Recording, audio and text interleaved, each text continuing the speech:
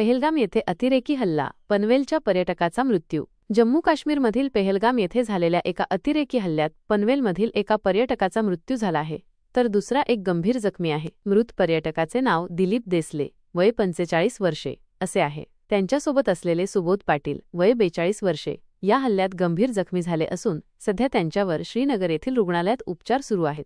हे दोघेही पर्यटक पनवेलमधील निसर्ग पर्यटन टूर्स या समूहासोबत जम्मू काश्मीरच्या पर्यटनासाठी गेले होते। या दुर्दैवी घटनेच्या वेळी या समूहात एकूण 39 पर्यटक होते। यापैकी 34 जण पनवेलमधून, 2 उरणमधून आणि 3 जण ठाणे येथून आले होते। या घटनेमुळे संपूर्ण पनवेल परिसरात शोक आणि हळहळ व्यक्त होत आहे। स्थानिक आमदार प्रशांत ठाकूर यांनी या हल्ल्याचा तीव्र निषेध केला असून मृत पर्यटकाच्या कुटुंबियांच्या दुःखात ते सहभागी असल्याचे म्हटले आहे।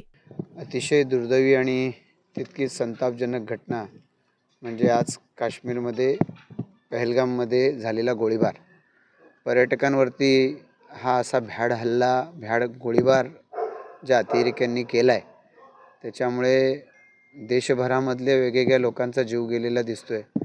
महाराष्ट्रामधून वेगवेगळ्या बातम्या येत आहेत। पनवेलमधून निसर्ग पर्यटन या पर्यटन संस्थेच्या माध्यमातून एकूण 31 जण आणि त्यांचे नियोजन करणारे त्यांच्या ओक आणि त्यांच्या पैकी असे तिथे गेलेले होते। त्याच्यापैकी आज या ठिकाणी देसलेजी आज त्यांचा गोळीबारामध्ये मृत्यू झाल्याची माहिती या ठिकाणी मिळते।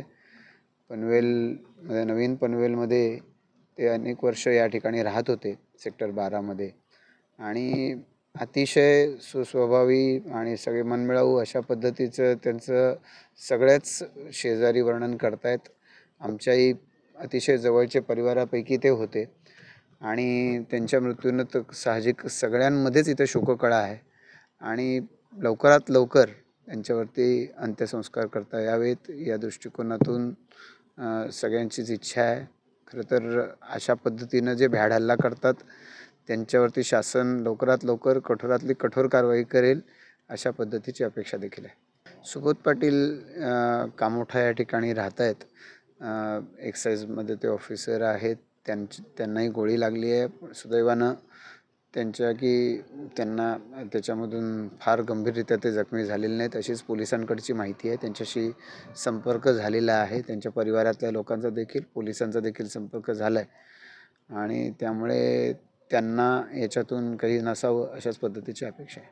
दिलीप देसले यांच्या पश्चात त्यांच्या पत्नी सुरक्षित आहेत।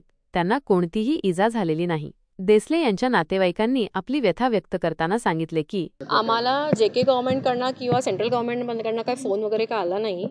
आम्हाला बेसिकली न्यूज थ्रू कळालं की असं असं झालं आहे करून दुपारी। मग त्याच्यानंतर इव्हनिंगला जेव्हा नेम फ्लॅश झाला तेव्हा वी गॉट कन्फर्म की he is no more, because कोणाचेही फोन लागत नव्हते। And then after some time इव्हनिंगला, थोडं लेट इव्हनिंगला पोलीस लोक आले। मग त्यांनी असं कळवलं की असं असं झालेलं आहे, ठीक आहे। पण तोपर्यंत आम्ही आमचे फ्लाईट तिकीट्स बुक केलेले 4 जणांचे।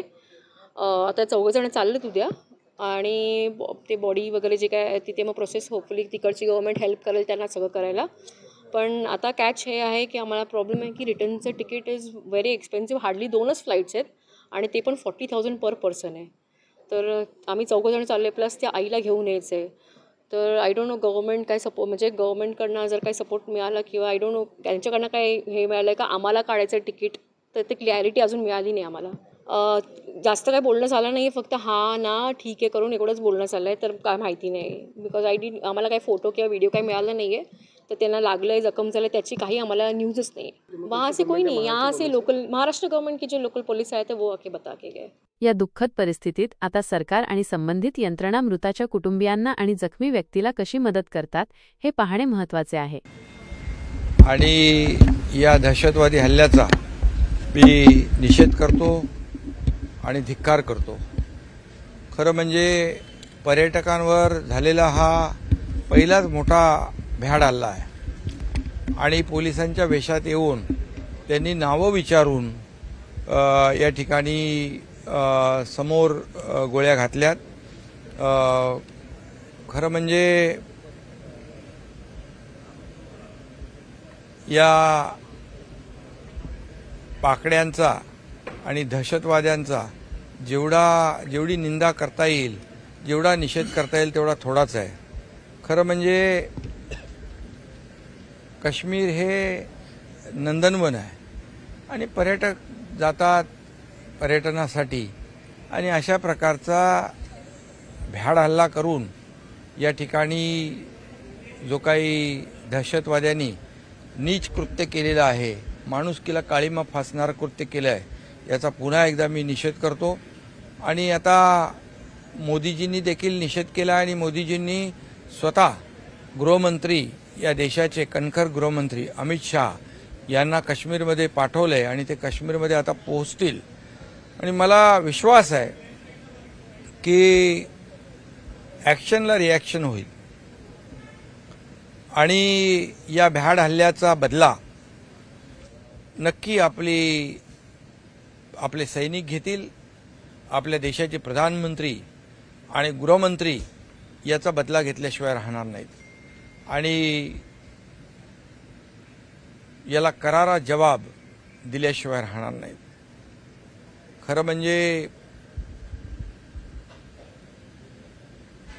गेल्या अनेक वर्षांमधला हे सगळे पाकडे बिळात लपले होते.